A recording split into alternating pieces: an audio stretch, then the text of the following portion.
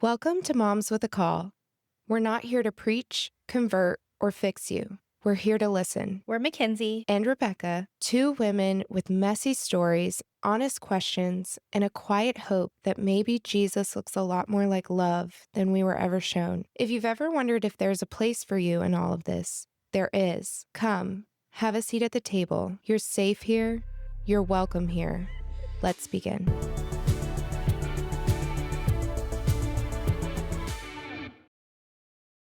Welcome back to Moms with a Call.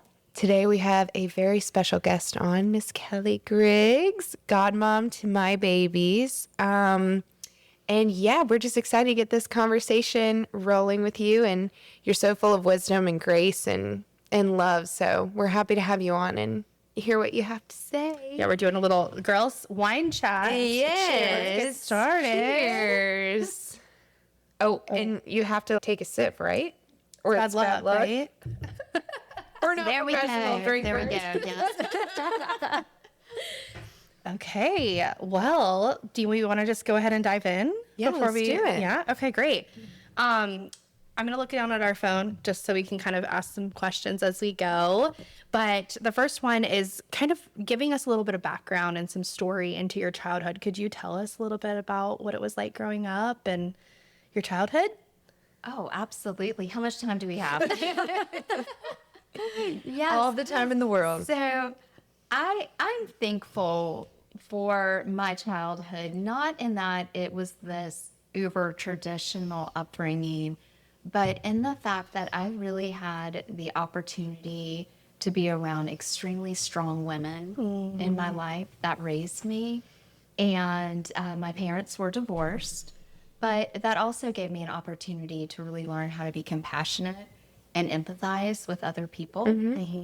And so growing up, I was born in Winston-Salem, North Carolina, and my parents divorced when I was around 2 or 3. My mom and I lived in Hawaii. Wow. Yeah, on the island of Hawaii. I went to kindergarten there. I love it. Learning something new. And then we lived in Kansas, Topeka, Kansas. Wow, and yeah. She worked for the government out there and would go back and forth between Winston-Salem and Topeka, and graduated from high school out there. And my dad and the rest of our family still lived in the Winston-Salem surrounding areas. My mom originally is from Bishopville, South Carolina. Okay. And so her side of the family was there. I went to college for a semester and did not do great. You know, you have to go to class and not party and what? All those things, right? So like that 1.6 GPA. Whoa. Yes. You know, I can laugh about it now, you know, 30 years later. Yeah. But I just wasn't ready. I Sure. went and I would say that I was in this very confused state of life. I didn't know who I was, what I wanted to do. And so I just invested in things that didn't invest back in me or bring anything good. So that earned me a job as a waitress. And I just went into the workforce for a bit and really decided pretty quickly that I needed to go back. During that time, I had moved back to Winston-Salem.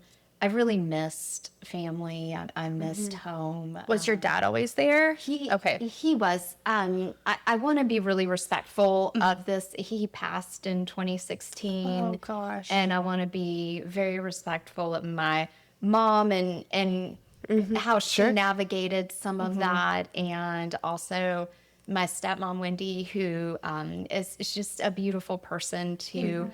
There were some complexities, I think is the best way to put it. And they were able to move past much of that as I became older and having children.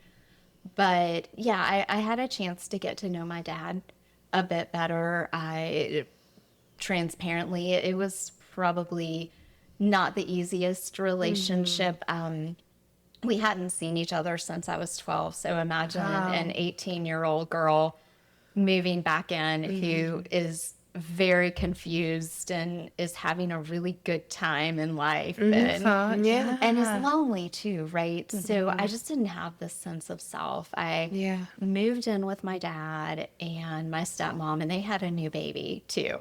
So I mean, I am certain that this was uber chaotic, but I was just searching. I was searching for something that I didn't know. I think I had filled in all of these thoughts and beliefs of what my life was going to be when I moved back to Winston. And it certainly wasn't at that time, but God, right? Right. And that's the best part. I was able to really meet some amazing people. Went through some hard times. You have to hit rock bottom sometimes to get into that space and to start believing in yourself. And I will say the whole time, my mom, my aunt, my grandmother, my aunt Deanie, who passed of metastatic cancer back in 2005, they never stopped believing in me. And I think there's just something to be said about having those women in your life that really believe in you, that pray for you. And so they were just waiting patiently on me. Yeah. Were they waiting, when you say that, were they waiting for you to like figure out what you wanted to do with your life? Were they women of faith and they were waiting for you to step into faith? Did you have a faith at this point in your life? Great question. So I was raised in a home, I was raised Methodist. Now my mom's side is Jewish. So, and many are Jews for Jesus. So there was always this knowledge. I knew who the Lord was. I didn't remember this time growing up that I was like, oh, I gave my life to Christ at this point in time. I knew that God was there. I knew that Jesus was real. I wasn't following. And I had actually become pretty apathetic to a lot of those things. I can remember being 17, 18 years old, driving by churches and thinking, oh, those people just think they are so much better. And I just had, I can't tell you where it came from on the inside. And outside, I was a very kind, compassionate person to people. I probably cared way too much what people thought about me at that age. I look back at young Kellie and I just want to give her a hug and tell her, it is okay. Like, you're going to make your way and you're going to be okay. You're going to get there. And I always knew God was with me. And so even in the midst of making some crazy decisions, not wise choices in my life, causing some destruction along the way and hurting people, I always knew God was with me and had this beautiful purpose and beautiful plan. For your life. Yeah. Yeah. And that's what he did for me. He restored what was broken and in so many real ways. And if you would have told me when I was 19 years old, sitting in that life, that this is where I would be today, I would be like, no way. If someone would have said, you're going to marry a pastor, you're going to be a nursing professor, you're going to do all these things, I would be like, no, that's not going to happen. And Here you are. I said, and 4 beautiful children and, raising kids, what an adventure. That's humbling. Yeah, sure is. Like I have tough skin. I have daughters. I have one son, but I have adult daughters and a teenage daughter. Man, I have tough skin. I have daughters. Yeah, they're like honest. Yeah, they are brutal. They don't hold back. And I love that. Yeah. Because they're raised in a different time than I was raised. Right. And that's something, y'all, that is so special to me because I feel like my generation, I'm a Gen Xer through and through, right? Yeah. And we just have some unique tendencies as Gen X. We're fiercely independent. We like to get things done. But we also were not necessarily in a space like where our kids, they can be very honest about their feelings and where they're coming. Not that my mom wasn't like, be honest, but it just wasn't the norm. Yes. Like, you didn't sit down and tell your parents intimate details about your life. Right. Whereas sometimes with our kids, I'm like, Wow. Do we need to know this? I feel like you're so glad they feel so safe. Yes. Yes. We've actually talked about this on a previous episode where it's not necessarily that our parents implemented these things. It's just the way society was. That's right. Yes. And how they were raised and how their parents were raised and how their grandparents and great grandparents. It's just, it's just a Well, and like different. each generation, I think, tries to do better than the Yes. the past, right? And so I think I actually think about this a lot of like, what are, no, my daughter's Noah, like, what are her kids gonna, Right. what are they gonna be like? Yes. And are we gonna be the ones that were like, oh my gosh, they were way too open. They were way too, No, it's funny because my mom and I talked about this because after I became a mom, we like go on walks together and we chat about the things that didn't really serve me well as a child, and things I'll be doing differently as a mom and vice versa. She tells me, how it felt to be a mom in that time, and I can empathize with that because I can't imagine.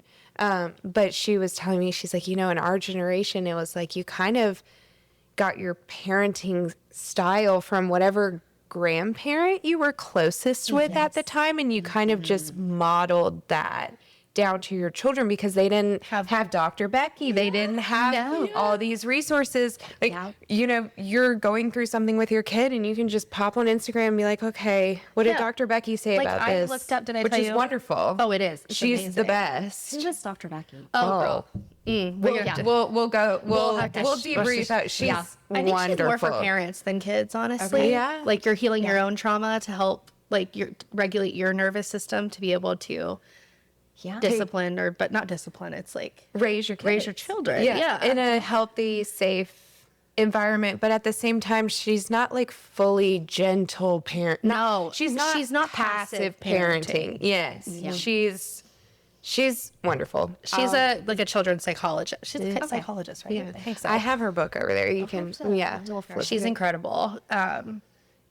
But yeah, I guess I love we get on little Yes, we tangents. do this often. So I do want to say too, like I look at my mom, I look at my grandmother who has since passed, my Aunt Deanie, who's passed, my Aunt Carol, who is amazing. She is the one who came in and has taken care of our kids. And I just think they are badass. I can say that, right? Yes. They are. And I don't think, when you're growing up, you just don't see the sacrifice that they're making because they're quiet about it. And as women, I just think we do. Yeah. Or you're saying like you felt like you couldn't share your feelings as a child, but they're turning around and having the same feelings as the caretakers. Like, well, we can't unload the hard feeling stuff on our onto children. Right. Yeah. The hard stuff onto our kids. So it was almost like, I wonder if it's just multiple generations of women just being silent and Yes. disassociating, And I essentially. probably would have. I think my mom would have loved for me to have sat and just shared my life with her. Oh, sure. But Yeah.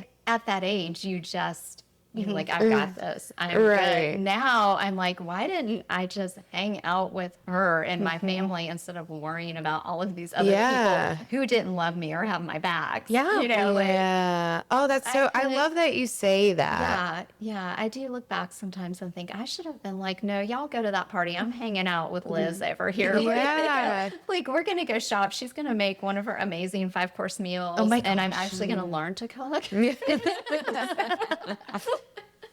I Maybe I'll learn love to it. play the piano. Yeah. So I think one of the beautiful parts about getting older is being able to reflect back and to give yourself grace. And I find myself, my husband Sterling, we apologize to our kids. We let them know when we've maybe missed the mark as parents, or if we've handled something. Oftentimes as a parent, I find that I will project my own fears onto my children. Yeah. And that's something I'm working on. Yeah. Because It's just hard. because I've gone through something and processed it a certain way doesn't mean that they're doing the same thing. And in that quest as a mom to protect, there are times that I will just project and create all of these scenarios that could happen. And they're like, Mom, we just wanted to go get a pizza. It's not that deep, bro. Yeah, it's not that deep. So Oh my parenting gosh. is not easy, and I'm just thankful for grace and Yeah. compassion. Mm-hmm. And they Amen. give it back to us. So Oh, good. Oh, good. thankful. Yeah. Yeah. Oh, well, I mean, I want to kind of dive into maybe a little bit of the harder stuff that you were kind of alluding to in your early years. You said you were a little bit distant in your faith. You didn't know quite what you felt, where you were going, maybe what your purpose was here. Can we dive into what potentially changed that or Yeah. set the scene for that? Absolutely. And I'll tell you, I just haven't thought about a lot of this in many years. And it just speaks to as we grow and how far we come. So I'm glad to revisit this because I think it can be helpful to other people. Yeah. Because I really hit a point where I hit rock bottom. And when I say rock bottom, I was lonely. I had friends, but they were not the type of friends that were the girlfriends that lifted you up. They were fair weather friends, or they were drinking friends, or y'all know Of course. those. Yeah. The type of friends where you didn't have to get too deep. You could Yeah. stay surface. I didn't have the friends that could call me out to be my best self. I didn't have that. And I think subconsciously I chose to be around people who would not yeah. call out some of the things I was doing because I didn't want to feel that discomfort of being held accountable to certain things. But I knew in my soul something was off. I mean, that was crystal clear. And this is maybe college or high school, middle school? I would say starting in high school, and I was extremely insecure in high school, and which is crazy because I was a cheerleader. I was you're beautiful. co-captain of my cheerleading squad. I would look in the mirror and I would think, "What's wrong with me?" And I wouldn't say that. I think it just was internal. There was just something missing, and I would just not feel enough, that not enoughness. And that carried with me, knowing what we know now. Therapy is widely available now, right? And we don't stigmatize it. Back then, in the 90s, it was very stigmatized. You did not see a therapist unless you were crazy. Really? You did not go on medication unless there was something really wrong with you. So it wasn't something that was talked about. And again, that's that you figure it out and you move past it and you be good with who you are. Part of that was I was a highly sensitive child. And so these are things that you start to learn about yourself. I was a highly sensitive child, highly sensitive teenager. And so as an empathic person and just compassion oozing, I would feel everything that everybody else was feeling. And I would feel like it was my job to fix it or to make them comfortable. So always scanning, always assessing that environment, making sure that everybody else felt really good and really comfortable, but at my own expense. And so I think I got into those years. And that's particularly why when I went to college, the first time I wasn't successful, I didn't know who I was. I was trying to figure out, all these people seem to really have it together. And I'm over here just living in chaos and making really bad decisions. And when I say bad decisions, I don't mean jail-like decisions. Right. Yeah. I mean, self-destructive, not investing in me how I should have invested in myself, not living up to the full potential and gifts that God had given me. Yeah. And so really hit rock bottom, was in this space where I was 18, and I was in this space. I was about to turn 19. And I just remember praying one night. I pulled out my Bible and I was reading through Genesis. And I just remember praying, like, God, there's got to be so much more than this. I can't be a waitress at Village Tavern and Steak and Shout out Village those Tavern. great restaurants. Like, and not that there's anything wrong with that. So, Right. so I don't want You to just say felt that. there was something more for But- you but or I knew different. that I had a different calling, and I knew that I needed to surround myself with other people. The problem at that age for me was I didn't feel good enough to be around other people. And What do you mean by other people? when I say other people, I mean people that were going places, that were in college, that Oh, gotcha. were successful. Like-minded peers that yes. were stepping into So their... I felt out of step in that Gotcha. world, and I felt that I didn't belong. But then you also felt out of step in the other Correct. world, in say waitressing, or so you didn't. That must I be didn't incredibly know. lonely. It was lonely. Now, I didn't know that that's what Yeah. it was at the time. You know, when you are in a mess, you don't really see how deep in that mess you are. And you don't have that outside perspective. Plus, I had no years of lived experiences behind me. So thankfully, I was able to, as I was going through Bible study myself and starting to go, you know, there is so much more to this world that's out there. Yeah. What do I want? And I just began to pray that God would put people in my life. Now, I was still feeling like I was living between, you know, two worlds where I was trying to just on my own figure out who I was, kind of stepping back. I really made a commitment to say, I don't want to jump into any new friendships, new relationships until I know who I am. Right.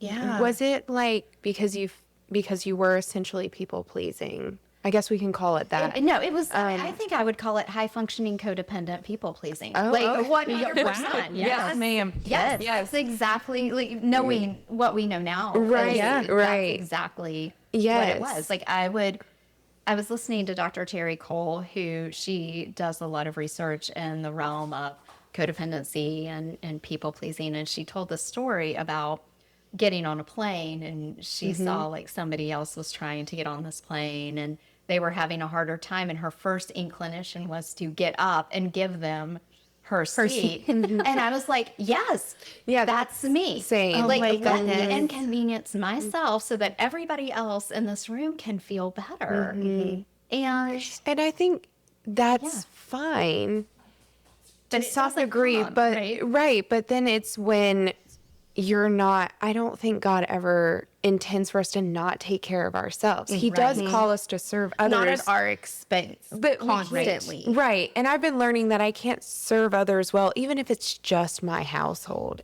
If I don't take care of myself in a way that's like, hey, you have to eat a meal have to eat. today. You have to Yes, drink yes. water. Like, it's basic human needs. Well, as moms, you forget to eat. You put your kids first. And then you feel constantly. selfish if you are like, oh my gosh, I can't play with you right now because I'm about to pass out because I haven't eaten. Or I and need to go to the bathroom. Right. Exactly. And Exactly. I would like to go to the bathroom alone, maybe. Yes. I don't know. Which That hardly hand ever under the door. Yes. y'all, I promise it will go by. It It does. It already does. People talk about Link, and it does. I mean, our youngest daughter will be a senior in high school. oh my gosh. that's Oh. And I remember when she was like Yeah. 7, I think is when I met her. But anyway, so you were saying you felt like you wanted friends, like-minded friends, but you, and I don't want to put words in your mouth, were you healing from being a people pleaser? Did you know you were at that point? No, I had no clue. I had no Okay. clue I was a people pleaser. I had no clue that I was, to alleviate my own discomfort in some way. That's why I would try to accommodate everybody around else. me. Yeah. The problem with that is nobody knows who your real self is. Right. You're not authentic to yourself. How can you be authentic To everyone anyone else. So you were searching for your identity and authenticity before you felt like you could pour into your friends. Yes. Maybe out of fear that sometimes you pour too much out of yourself. Yes. For others. Okay. And some of that was probably a protective factor to think, I don't know who I am, and I'm a bit afraid to have someone reject me or to have some of that. I looking over it, my assumptions and what I believe probably contributed to some of that was coming from a divorced home and navigating, trying to make sure my parents and everybody felt good. They never asked me to do that. So I put that out there. But I naturally, as a caregiver, felt like I needed to accommodate and fix things. And you're an only I'm child, an only. right? Yeah, I have a brother. Interesting. He's in his 20s. I was 18 when he was born, so we were not raised together. So I'm an only child. Right. Yeah. So you were navigating kind of feeling like you needed to make your mom happy and your dad happy. As an only child, you didn't have siblings to kind of work through that with, or to take that burden off of you, essentially. Yeah, and I never learned to argue. Yeah. Right? Because I certainly did not argue with my mother. Well, as a people, Yeah. Well, and as a people pleaser, out of respect. Yeah, right? yeah, She, yeah. you know, I wasn't going to disrespect her. I'm sure as a teenager, she would, if she was here right now, she would be like, let me get you some stories. I'm sure she'd be like, Kelly, Michelle, tell some stories on you. But I, again, different space, different time. I'm so thankful that today we have these open conversations about these things. Yeah. So you're praying to God, you're reading Genesis. What happens next? So this is just how cool God is. My next door neighbor, her name is Alicia, and we are still best friends to this day. We have been friends for over 30 years. We were in each other's weddings. Our husbands are best friends. So Sterling awesome. and Mark, they grew up together. And just, again, God is not a God of coincidence. Right. And so intentional. the best way I always describe this is he picked me up and he put me down a different person in the same space. And my friend Alicia, we were close, but not close. She was going to church again. And I remember talking with her and her mom, and her mom was sharing with me. I shared with both of them that I wanted to start going to church. And I was like, but I'm just not sure. Will they accept me? Will, you know, I'm not exactly like a church girl. And they were like, Kelly, this has nothing to do with the people in the church. This has to do with your walk with Jesus. Do you know who Jesus is? And I was like, I do, but I just don't even know where to start. And I took that with me, and it was maybe 2 weeks later. I had been out having a really good time on a weekend, and my cousin Lynn came by the house. It was early Sunday morning. She said, get dressed, we're going to church. And I was like, I'm not going to church. I'm unwell right now. Like, I am not feeling good. I can't go into church like this. There's no way. And she's like, God doesn't care. Get up, shower. God doesn't care. God doesn't care. No, like, he doesn't. And take I a didn't shower. understand the impact of this. So here's what I did. We were going to Center Grove Baptist Church. It's in Clemens, North Carolina, just a little bit right outside of Winston-Salem. So I shower, and y'all, I'm not proud of this moment, but I was like, yeah, let's see how these people really are in this church. I put on like the tightest thing I could find. Interesting. Wow. I know. People pleaser too. Yeah, a little, you know, a little bit rebellious side. spirit, So I side. put on like this little, you know, like boob shirt kind of thing. Y'all know what I'm talking about. Like it wasn't like crazy Rebecca, revealing. you know what we talk about. Nothing is not a boob shirt at this point. Fair. Even there. So I'm glad women are listening to this podcast, right? Sorry, men, if you're listening. Yes. So I put this on, and I'm like, I'm driving. And so we pull up, and I think I have like some obnoxious music playing. Wow, you were like wanting to cause a scene a little bit? Well, I was like, I want to see like, who these people are. Gotcha. Nobody batted an eye. Wow. And so we walk in, and of course we're there a little bit late, so we have to walk up and sit in the front because everybody's a back row Baptist, right? So fair. We walk up, we have to sit in the front, and I'm extremely uncomfortable, and I'm looking at her like, how could you bring me here? And dressed like and let me wear this, right? Now I'm having to parade in the front of the church. And so we sat down against the second row. So we ended up.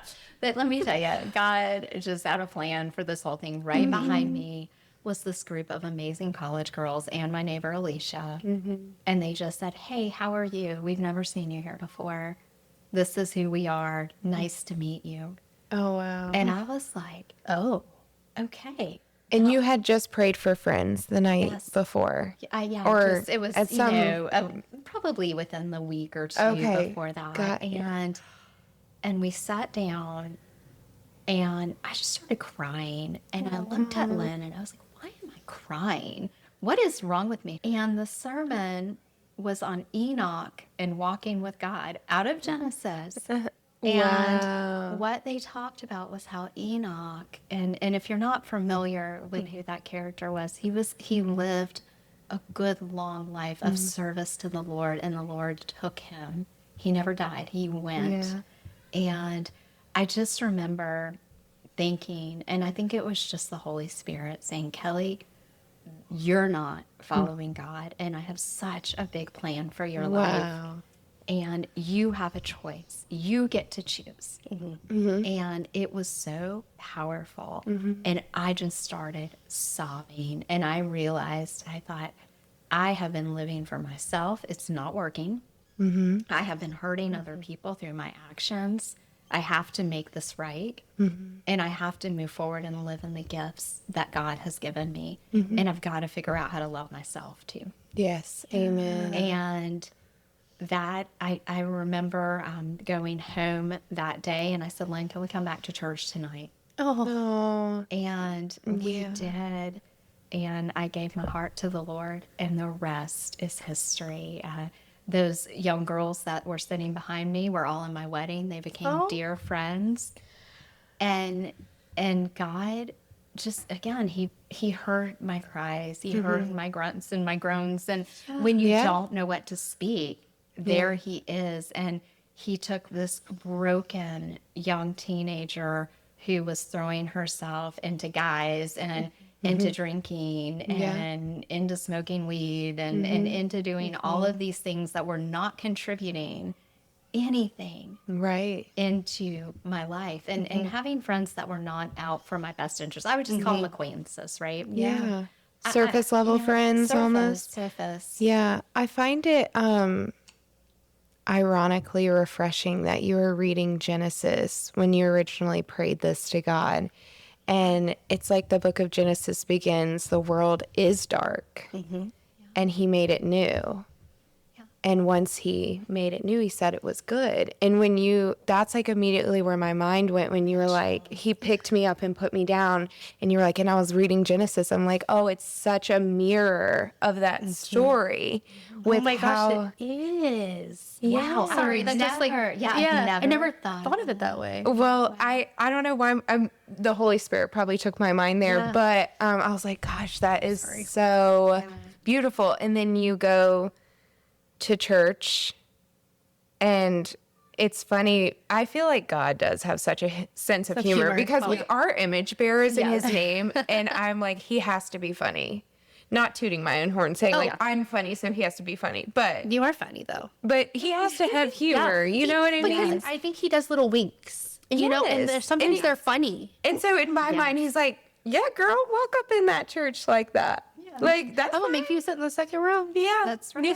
And then you get the friends that you prayed for, but you weren't necessarily ready for. And then I hear you say, you know, you were a people pleaser and you were trying to make everyone comfortable around you. And then you were saying you were being selfish and living for yourself. And everything is such a mirror. And so it's just so powerful to hear stories like this and to see how he's woven in and worked. And I think it shows too the power of free will. Like, he did give us free will, and he's not going to essentially control that. But you said it wasn't working for you. Like, you Right. tried it your way, and it wasn't working. No, and And clearly he graciously lets us do that. he doesn't. He is sovereign. He is sovereign. And I can see it looking back now over these many years of serving Christ. I can see the plan. I can see how it all worked out now early on. And I'm sure you're going to ask me questions about this as we move forward. I think I found a lot of shame in my story early on as a new believer. As a new Christian, I felt a lot of shame. And I had to work through a lot of that because 90s and early 2000s church culture was very purity culture and a code of ethics and behaviors. And Yes, it was. so navigating through that as a new believer in your late teens, early 20s is a difficult thing. Right. Right. Especially when you aren't the tip. I always think back, even when we were growing up, like the typical Christian, they just, it almost in my mind was like, gosh, they started this way from birth and they just never strayed. They never had a doubt in their mind. They never Right. had, it just always made sense. They were so clean and proper, and it just, But they still had their struggles, right? Oh, absolutely. And I You think come to find that out. That's where we failed as women in the church at times is we don't talk honestly and openly about our struggles Yes. and about the things that are messy, that are not pretty, about those thoughts that we navigate, about the situations that we're in, about how hard it is to be a wife, how hard it is to be a mom, how hard it is to be on at times, right? And we need to show grace to each other and we need to be kind to each other. We have all walked messy paths. And if we could just come together and go, you know what, girl, I have been there and I am cheering you on. Yes. And it's going to get better and it doesn't feel good. And being a believer is not easy. all the Yes. time. absolutely. And there is no perfect believer. There's no perfect way to walk this. No, and then it just creates these expectations that not only do people put on themselves, they put on other people. And the truth is this, everyone is walking around feeling like they're the only ones feeling insecure, uncertain, when it's everyone around them feeling that way too. And I don't think God ever intended it to be that way No. because he always, I mean, when you read the Bible or have a close relationship with him, it's, you can't do these things out of your own strength and will. No. You have to draw it from the source of life. So I don't think he ever intended us to not have struggles or I think he knew life was going to be messy and that it wasn't going to be perfect. No, not at all. And I don't know absolutely. where in society it got to that cookie cutter. And I might just be speaking out of my own personal experience as a child in the church, but I do, you were saying 90s and 2000s, I do remember the purity culture and the expectations. And I'm sure it was even more hardcore for like our grandparents. I And can't there's imagine. nothing wrong. Imagine. It's the two truths.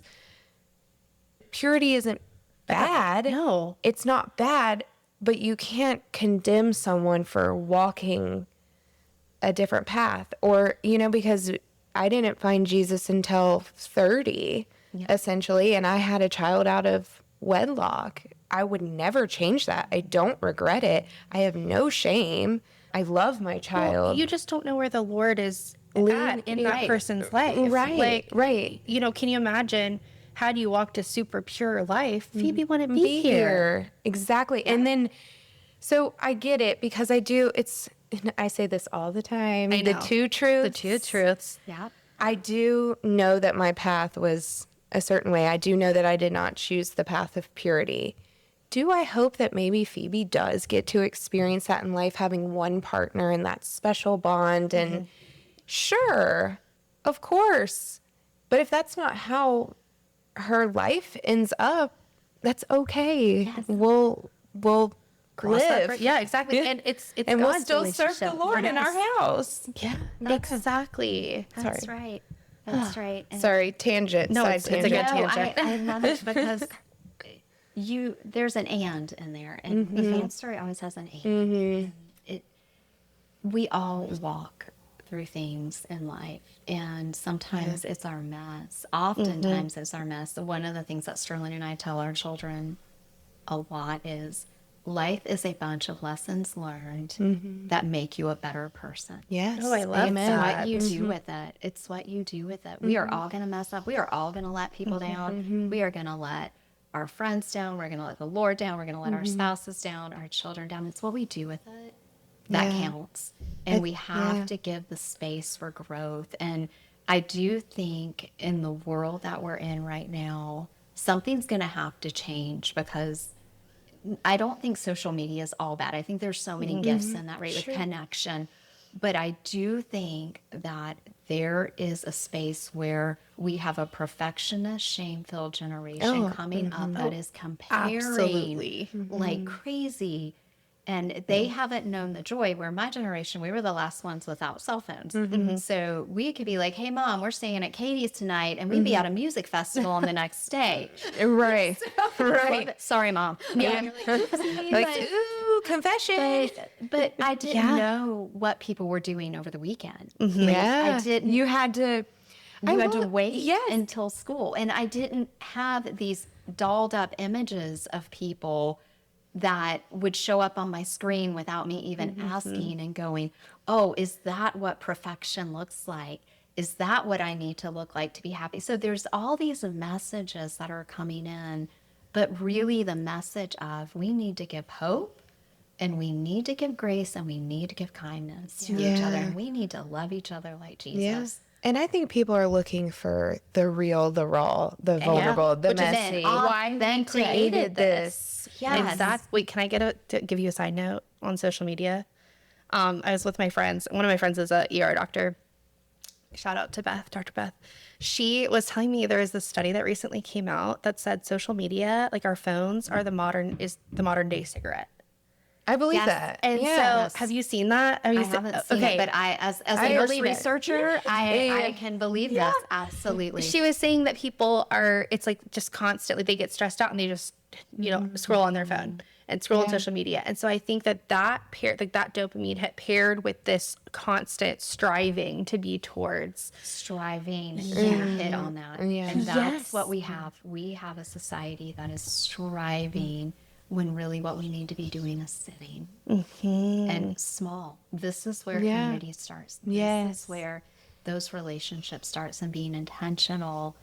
And I love you talked about authenticity. I think the world is crying out. I think people are crying out for real, authentic people who are like, yeah, I messed up. Yeah, that didn't go the way. Not look at me on this pedestal doing all of these great things. They just want to feel something that feels human, connected, and belonging. Yes, absolutely. And I think it does desensitize people to celebrate because there are moments where it's like, I am on a pedestal. Like I have this win right now. I have this victory. I've done this really great thing. And it's like you used to would come together and celebrate it. And now people are like, oh, cool. What's next? And Yeah, we what's should be next? celebrating each other. Yeah. We should be lifting each other and saying yes, because there's a scarcity mindset that exists in the world today too. And my realm of research in particular, I am an OB nurse and GYN and also focused on women in leadership and advocacy. And one of the things that I found is there's a scarcity mindset where people think there's only so much out there available for others to have. So if somebody else has something, It takes from me. they feel that it takes from them, but it's quite the Opposite. Yes, right? ma'am. There is a world out there for everybody. And if we could be cheering each other on and going, we have the world's biggest pumpkin pie, key lime pie, whatever it is you like, right? Out there for you. And we're going to cheer you on because it rises with the tide. So your successes rise everyone's successes. Yes. It's like when Jesus says, we mourn with those who mourn. That's right. Celebrate with those who are celebrating. And I think we as women in particular, society has always pitted us against each other. So we do have to unlearn that mindset as if she's doing really well, that doesn't mean I'm not. But it's like we were programmed that way from birth almost. Not by our parents by any means, but society. Society. It is a Yes. societal thing. It's like, God forbid, two women have a healthy relationship and cheer each other on. I know. That needs to be normalized. Right. It needs to be But we do. normalized. I don't know if you felt the same way, but I feel like I had to unlearn that feeling. Like it still would come up at times. And I've always felt like so revolted by it. Like it doesn't feel. By what specifically? By that feeling of like, I'm just going to throw an example out. Like say you had an accolade or something and something wonderful is happening for you. You still have, or I will speak for myself, I would still have this feeling where it did feel like, but something was being taken for It's me, like, or like, essentially. why didn't I do that? Or why didn't I get that? Should I be doing more? It's not real. It's not reality. It's not true. And it's never felt right to my spirit, where I'm like, I've had to push those thoughts, and actually I've had to reclaim them and say, this is a lie. Well, and I also think that thoughts sometimes in our head are not our own thoughts. Yeah. And that's another episode. Right. That is another episode. We could go deep into that. We think about ourselves a lot more than anybody else thinks about us. Right. Right. So I felt like I had to unlearn. It was almost more natural to feel that way at first. It's like a first response. And then you're like, oh, wait, no, I'm extremely happy for them. And it's not about me. I completely understand. And because I'm the same way. Yes. And it's so freeing. Like, I never realized how freeing it was to be like, it's not about me. And man, that's freeing. Yeah. Because I was the same way, especially in high school. I think it was more for things with me. Like, oh, they got into this school, or, oh, they got a brand new car. Why didn't I get this? Like, why didn't I, should I be doing more? Should I be doing this? Like, oh, they had 10 chords at their graduation. What? And I only had 8. What's wrong with me? Right. Why couldn't I get that? Why am I not smart enough? And so then it's like this shame spiral. and then I'm like, well, I don't like that person. Yeah. And it's, no, I don't. I do like that person. Yes. And they're just over there existing. You know, with their 10 chords. Yes. Oh, I love that we're talking about that, because it is such a, I guess it is a problem. Like, It is a problem. It's a problem. And I guess what is it? Like jealousy in a sense. It's very the spirit jealous of jealousy. Yeah. And I feel, especially with women, I think men obviously get jealous too. Yeah. Sure. But There's there's different. Yeah. I feel like men, at least, and I'm just speaking like from my husband's perspective, not for all men. I watch him at times, his friends' wins are his wins too. Like, Yeah. he's so excited for them. And I'm like, that doesn't even look natural to me, because that's not the reality that I grew up with as a woman in society. But now I feel like you like, Oh, absolutely. Yes. I feel like you do. Oh, 100%. And I feel like I always have, but there's always been like this chain. Like, that was a chain for me, was the jealousy that had to be broken, That's you know? so interesting. And I don't know if it's like a middle child thing. Oh, Like, they're getting attention, and no, because I'm an oldest child. Yeah. And I still have it. But for me, it wasn't like the things that they were getting. It was just that, like, the attention was on them and not on me. Like, I could care less what was happening. Yeah. Maybe And I'm like, maybe it's a middle child. But you felt it too, and you were an only child. child. Yeah. 100%. And it's so wild. Societal. It's hardwired. Women, we are naturally wired, the majority, right, to be compassionate, to be caregivers, to really thrive in our spaces. But when society does tell you someone else's success is your loss, that's not okay. And we have to rewrite that narrative. Absolutely. Completely. Yeah. But look at y'all today. And this is what I love. You're surrounding yourself by women who empower women. You're doing a podcast right now focused on helping women thrive and empower each other and getting rid of that seed of jealousy. Yeah. Because we all bring something to the table. and Absolutely. We do. what I found over the years, or and maybe even if there's someone that we're just not in the same rhythm, maybe we don't align on things, but they still have something to offer, and they still are an amazing person, right? It's just maybe we don't have to be best friends, and that's okay, but they still bring something to the table. They're still valuable. And as women, the brain tends to fill in what we don't know, right? So Lisa Turkhurst has a book, and she is a Christian speaker. And she was talking about, it was titled "The Woman on the Treadmill That Doesn't Like Me." Oh, I love it. Yes. It was hilarious. And I thought, oh my gosh, I'm guilty of doing this. And I have done this. And it talks about assumptions. She would go to the gym and she would think, this woman doesn't like me because she's on the treadmill and she's focused and she won't acknowledge me. And she's like, what did I do to this woman? And what did I do to make her hate me? And then she's like, oh my gosh, this woman is just working out. She's just existing. She's existing. And that happens. Yeah, absolutely. We fill in these soap operas that never even existed in the first place. And it's like going from 0 to 60. And I'll tell you, I have a great, beautiful soul sister friend that I work with and at UNC Wilmington. And she's one of those friends that, like, she's your ride or die. She'll love it to you like it is. Her name is April. And I was sharing something with her one day, and she said, Kelly, I'm going to stop you right there. She's like, first of all, you have gone from like 0 to non-reality in this story quickly. And I was like, okay. Oh. And she said, Bold. you're comparing. Oh. And I was like, I don't think I'm comparing. She's like, no, you're comparing, and it's subtle comparison. And that's why you're feeling how you're feeling. She's like, you have nothing to prove, and you need to take that person out of your story and do the thing that you're called to do and quit comparing, because it's not becoming on you. Wow. And I was like, we all need a friend like that. I needed I was April. like, Truly. oh, That's but wild. you know what? I needed to hear that because I was a bit righteous in my mind. And I think we've all been there where I'm absolutely. like, oh.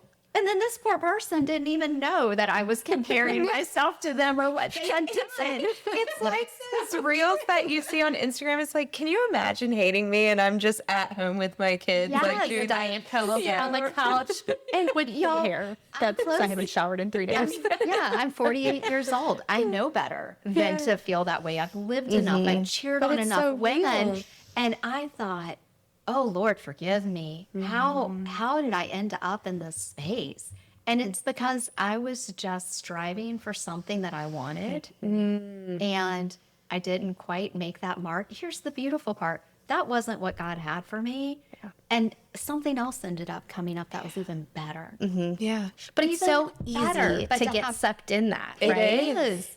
Oh, and you take it so personal. Yeah. Too. You're like, what did I not do? What did I? And so I get it. I've been right there. And then it is that gentle. I think God used April to just gently convict. Yes. Maybe a little not gently, but Oh, no, I need it. Do you know, we all need that friend. And No, we do. yes, you know, we all have those friends that do different things. I have a great friend, my oldest friend from high school. Her name is Courtney. And I'll tell you, she has seen me at my worst and at my best. And we've been friends since we were 14. Yeah. And she, even when I just wasn't communicating with her because I was so shame-filled during that very dark time of who I was, she never gave up on me. She was in our wedding. You know, she just she's a light, and I love that. And then you were talking about social media. One of my neighbors, her name is Lauren, and she owns a hair company with a purpose and skin company, and they focus on human trafficking awareness and social media awareness for young girls. So, which is so surrounding I know, we need to ourselves have with her on. I powerful, would love to have her on. y'all, Yeah. surrounding yourselves with powerful women who are not afraid to be truthful with you. And I think that's another thing with friendship. I've spent way too many years of my life, and I am working on it. I wouldn't say I've perfected it.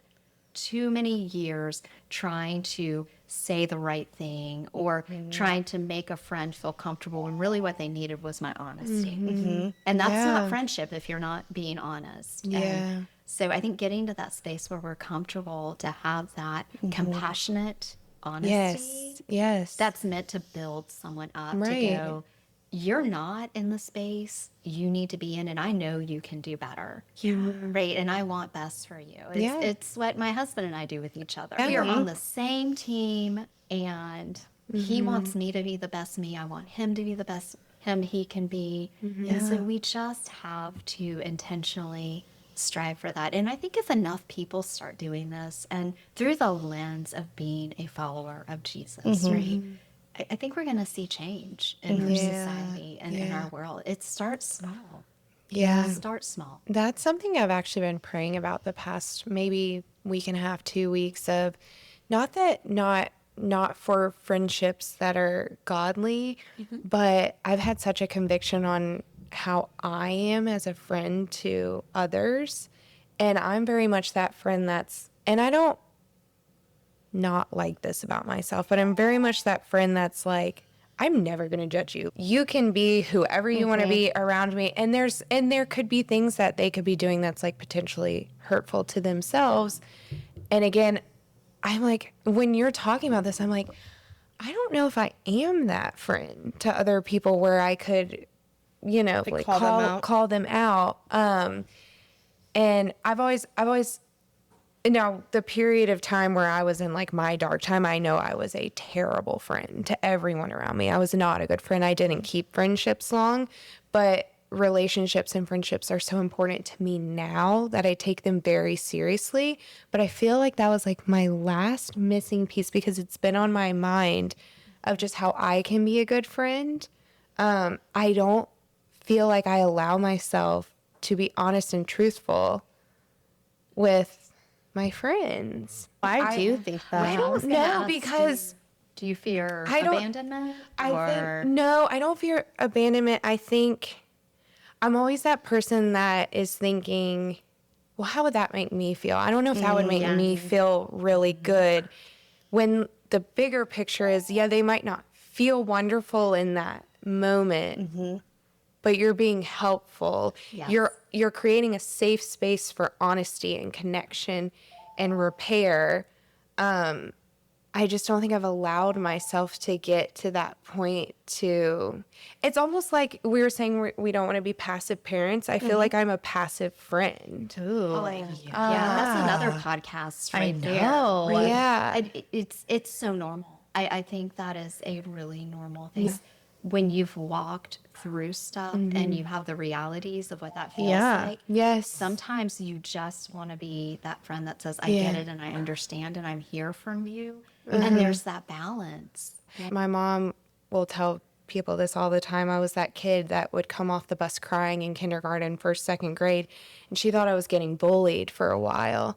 She's like, what is wrong? What is going on with you? And she's like, are you getting made fun of at school? And I'm like, no, but this person's getting made fun of and this person. And I was like so upset. She was like, you came home every day crying because someone else got made fun of. But it's almost being an empath to a fault. Like, there's nothing wrong with being empathetic.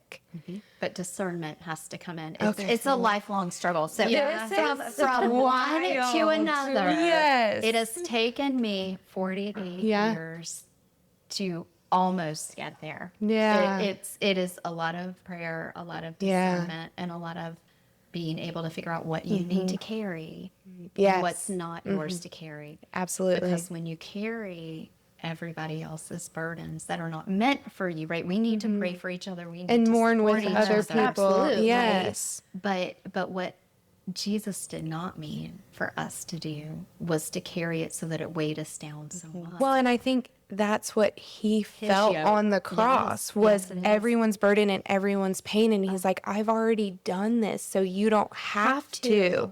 But I'm so like that. I take in energy that does not belong to my soul at all. I've seen that from you just in the short time. I feel like it's not even a year yet. I know. Yeah. And so I've definitely seen you taking that energy and it's hard on you and your spirit. And I think that it's so interesting that we're on this podcast together because I feel like I almost have the opposite spirit. And sometimes I can be a little too hard or too harsh and say the wrong thing. I know you don't think that. I know. But I don't want to discredit your feelings.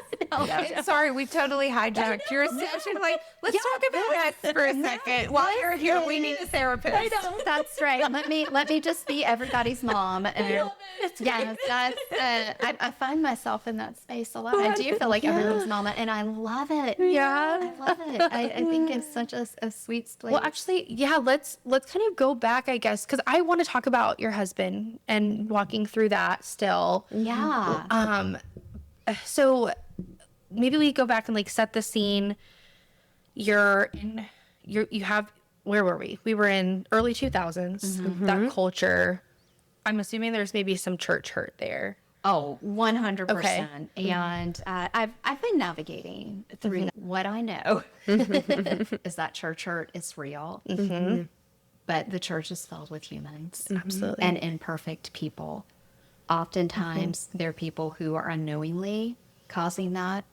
Sometimes there's people who are willingly taking advantage of the vulnerable and are in a position like that because they're narcissistic control freaks and they can hide easily in the church. Interesting. Amen. Yeah. So that's where you have to discern. And that is one thing Sterling and I have done with our children, is to teach them to discern out, because they don't owe anything to anybody. No. And that's a big difference from when we were brought up in the church and from our children. They do not have to give 100% of themselves to somebody who is not giving back to them or deserves that investment, right? Absolutely. They don't have to trust somebody blindly, because that's how abuse Because has they're a been leader in the allowed church. in the church. And I'll share a story in a moment about that I've never shared it publicly. Okay, guys. Sorry we left you on a bit of a cliffhanger there. Kellie was just about to share a story that she has never shared publicly. So you guys will just have to tune in to part 2 of Kellie's testimony, where you will hear that story. You'll also hear about how she met her husband, the difficulties of going back to nursing school while raising small children, and meeting the President of the United States. Yep, you heard that right.